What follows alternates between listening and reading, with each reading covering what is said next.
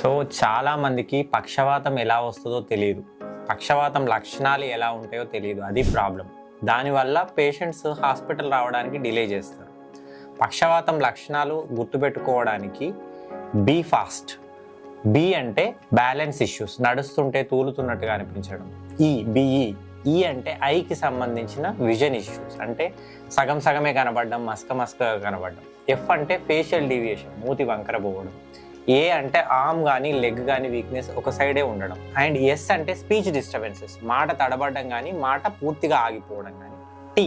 Time అంటే ఈ లక్షణాలలో ఏ ఒక్క లక్షణం ఉన్నా వీలైనంత తొందరగా అట్లీస్ట్ సిటీ సదుపాయం కానీ ఎంఆర్ఐ సదుపాయం కానీ ఉన్నటువంటి హాస్పిటల్కి రీచ్ అవ్వాలి.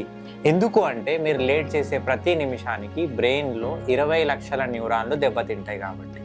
సో మీరు వీలైనంత తొందరగా హాస్పిటల్కి వస్తే ఆ పక్షవాతాన్ని గుర్తించి మేము ఇంజెక్షన్స్ ఇస్తాం. ఇంజెక్షన్స్ ఇవ్వడం ద్వారా ఆ క్లాట్ కరిగిపోయి మళ్ళీ మీరు పూర్తిగా తిరిగి నార్మల్ అవ్వడానికి అవకాశం ఉంది.